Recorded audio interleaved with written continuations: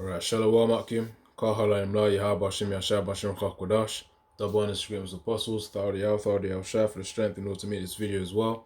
And Yahaba Shim Yashab Brakatham to you brothers as well. It's the brother Ratazar Khala wa Ya. And this is the part 2 to the other video that I named How the Tables Turn. Because Esau's kingdom is what's going to be. It's basically saying of Jacob is going to go from rags to riches. Esau's going to go from riches to rags. And the riches Jacob is going to go into is going to be far more potent than the riches of Esau Edom. Because he's just limited to the earth. We're going to go universal level here. Galactic level. Spiritual level. Access to the spirit realm and, on earth as well. 1 Corinthians 15 about the bodies as well. Celestial and terrestrial. Man, we're going to have a hybrid body.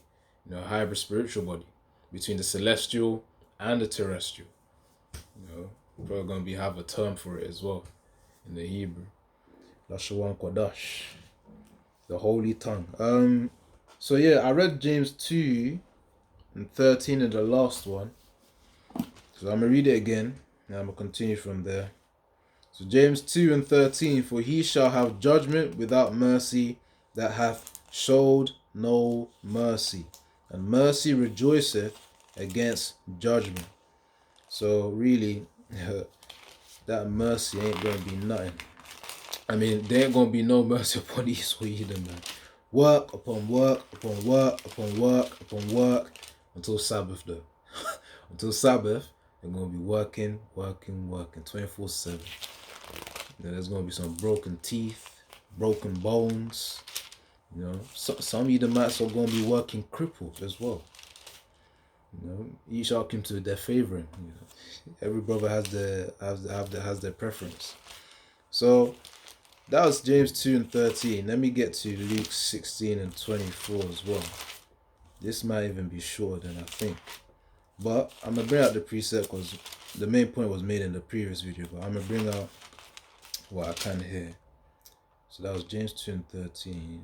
Ecclesiasticus 33. Luke. Let me get to Luke. The actual parable here.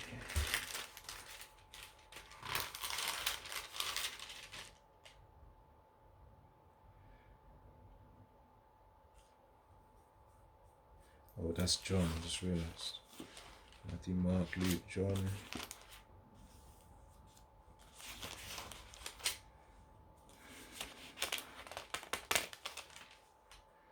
We always gotta keep this the long term in our minds, because if you lose sight from the long term, that's when we start to operate on the 2/3 level, man. So the 2/3 they perceive the short term things, hence why they make actions that aren't really wise. Even just going to the MOTB as well, for a person to take it, they will have to be limited to that short term thinking as well.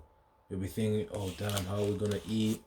How we're going to buy food, how we're going to partake in society. And also, people fear being ostracized from society, which means separated from society.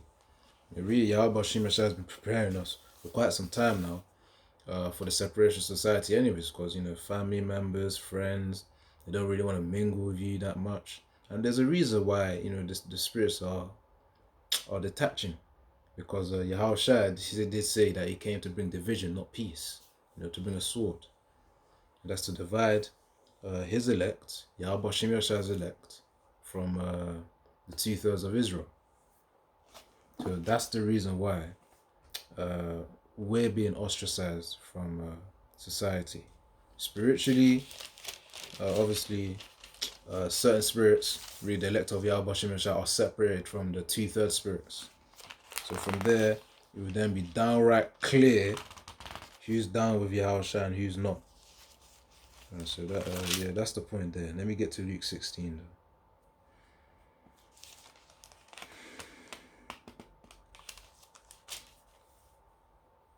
And get to the point. If you read the whole of Luke 16, it's pretty much about the parable of the rich man and Lazarus. But I'll get to the point here. So this is Luke, skipping on Luke 16 verse 24. And he cried This is talking about the rich man here, the rich man that was previously rich, and said, Father Abraham, have mercy on me, and send Lazarus, that he may dip the tip of his finger in water and cool my tongue, for I am tormented in this flame. Now that ain't talking about hellfire. That's talking about the affliction, the suffering that Esau Edom will be going through in our kingdom. All the whiplashes, the scepters, because Akim are actually going to use literal scepters to smash heads in the kingdom, man. Esau Edom being the main one. Akim just going to be flipping, dashing heads left, right, center, man.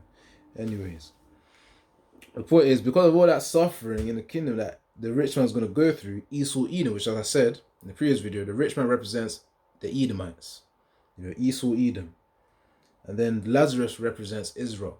So of course, though even if Esau tried, and even if he did humble himself to ask Israel to cool down the affliction, it won't happen. Because we know in James 2:13, because of the fact that he showed no mercy to us, we won't show mercy to him either. That's part of righteous judgment. Judge the way you ought to be judged.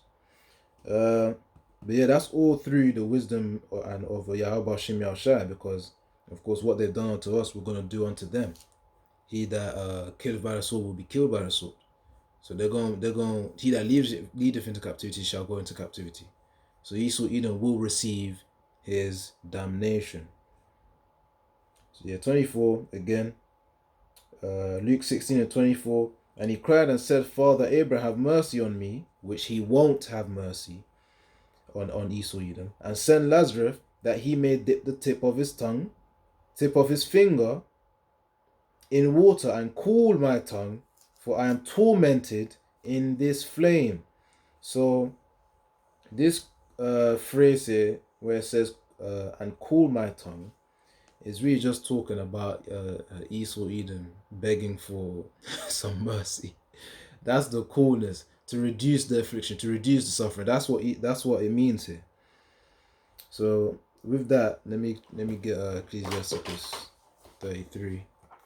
This one shouldn't be too long, because I know I made the key points in the previous video, but let me bring out some more points here.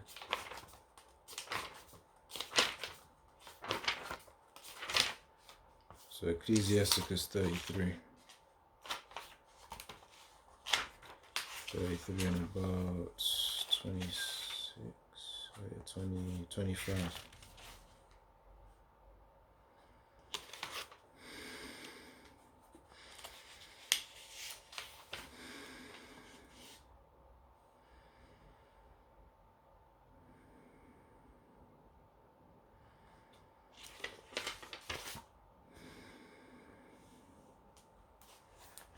Right.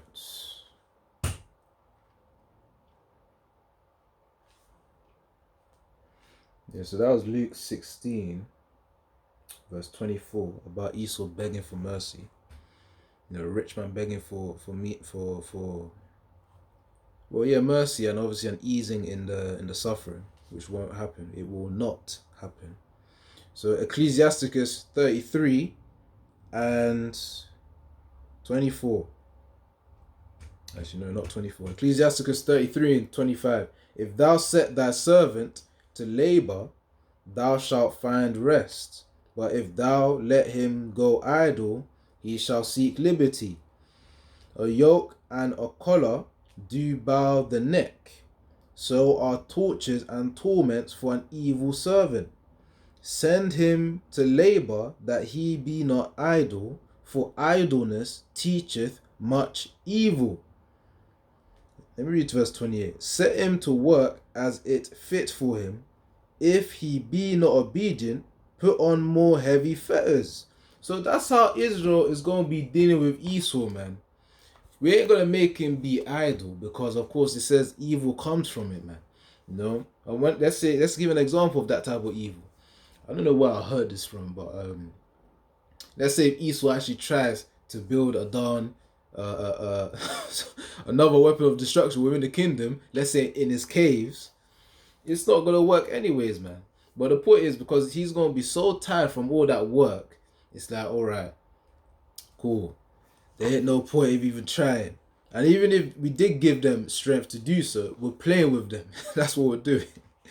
It's like setting you up just to fail, just like the way Yahweh Hashem Yahshua is doing that with Esau's kingdom, so that he fails. Just on a minute level within the kingdom. I hope you brothers understand what I'm saying, though. Because we're going to literally be able to play around with Esau in the kingdom, man. We're going to be literally able to play around with him. Make him think that he's smart enough to actually create something to go against us.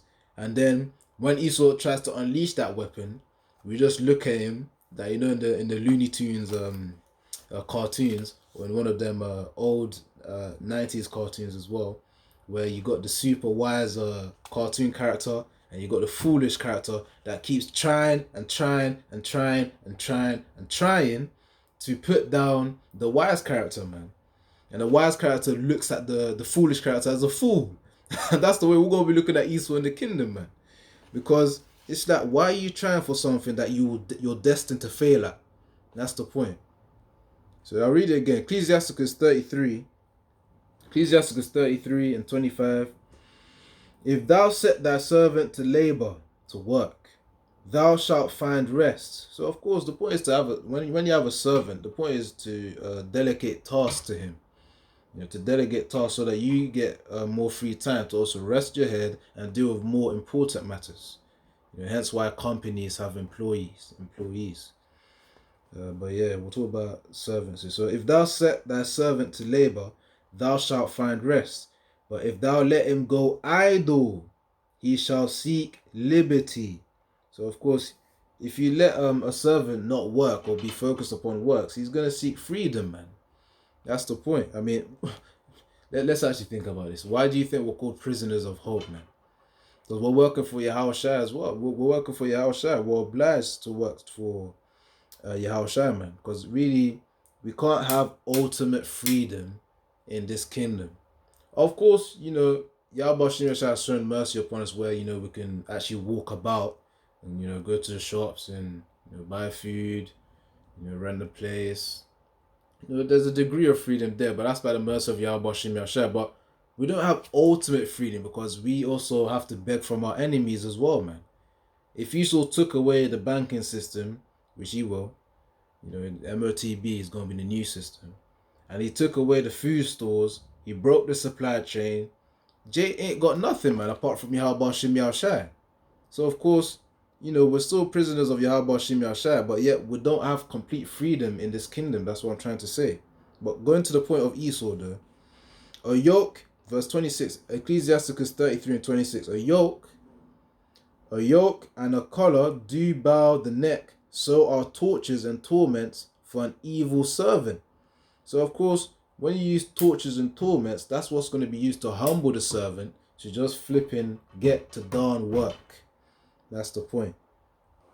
And that's what we're going to do unto Esau Edom, man.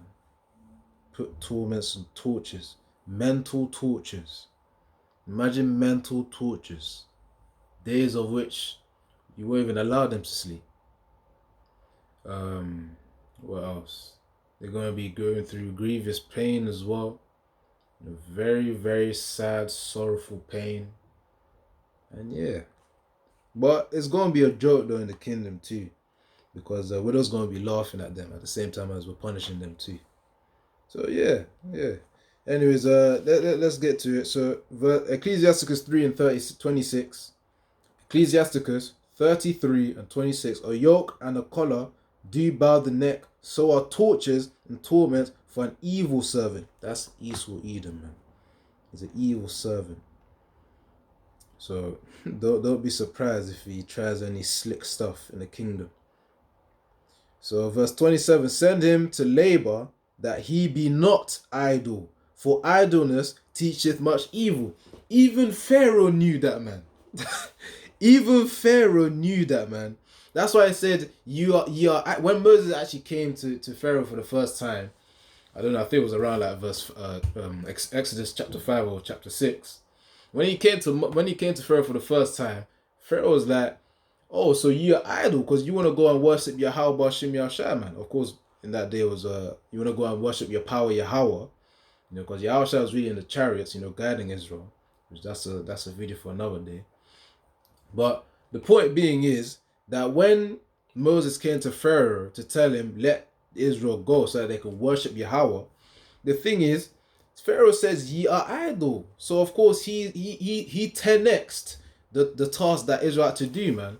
Go make brick, but we're not gonna give you straw to go and make that brick.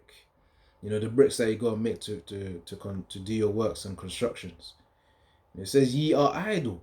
The same way it says here, because he the Most High obviously putting in the wisdom within him to know that, of course, if servants are idle, then the evil will be there, which the evil is really transgression against him.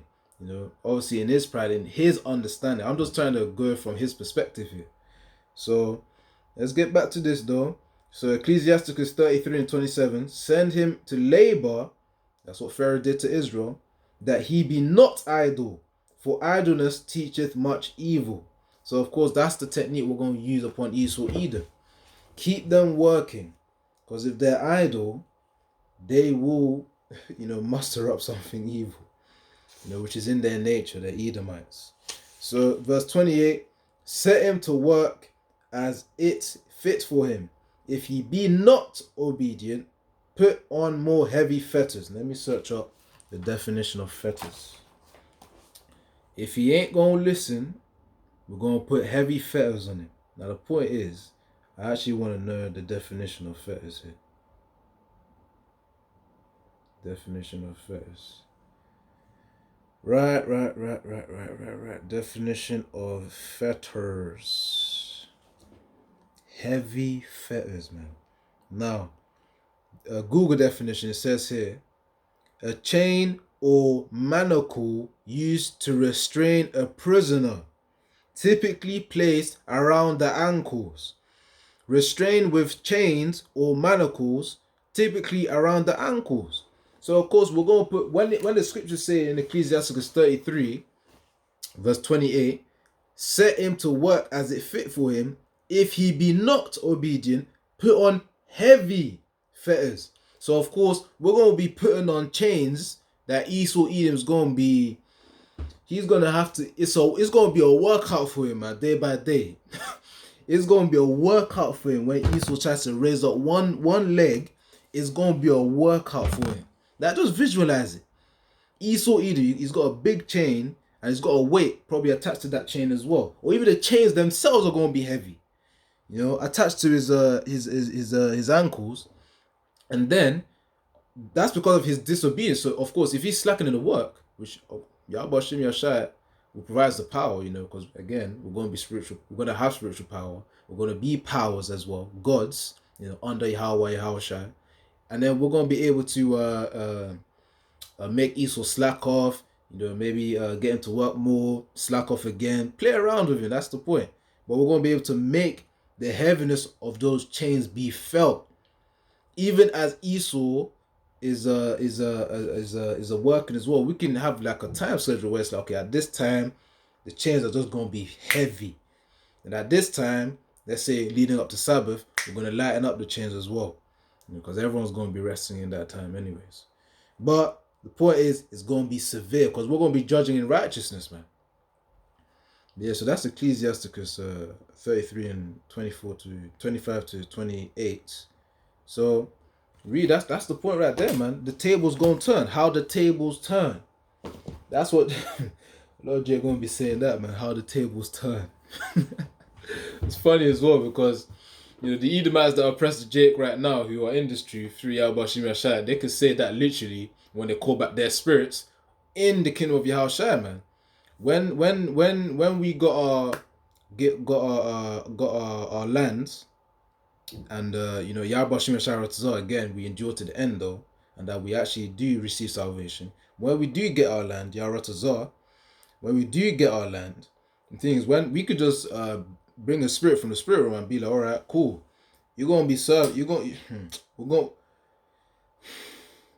gonna set you out to do this task here in the plantation, because we're gonna have plantation as well as a land for them to, to perform the task that we intend for them to perform as well.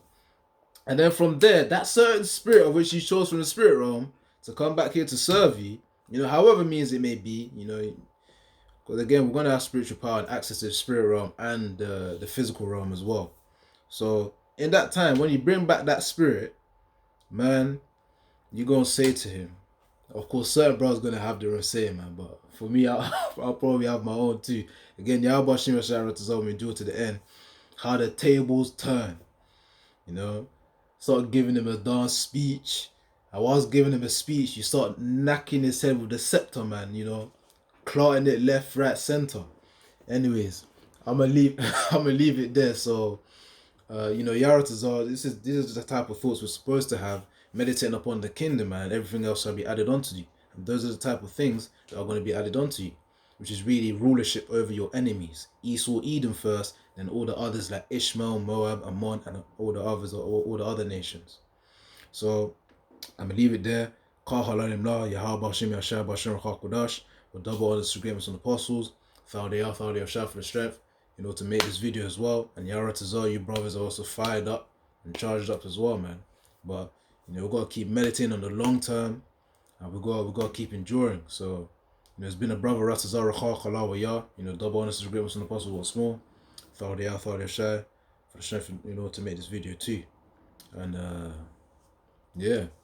That's it, man. But yeah, Shalom, keep enduring, man. Keep thinking of the kingdom of Yahweh Shem Yashar to uplift our faith and our fear, to uplift our faith in Yahweh Shem Yashar. Because we know through the adversity we go through as well, our fear of Yahweh Shem Yashar increases. Even the wisdom, just by the mere wisdom of the scriptures, our fear in Yahweh Shem Yashar increases.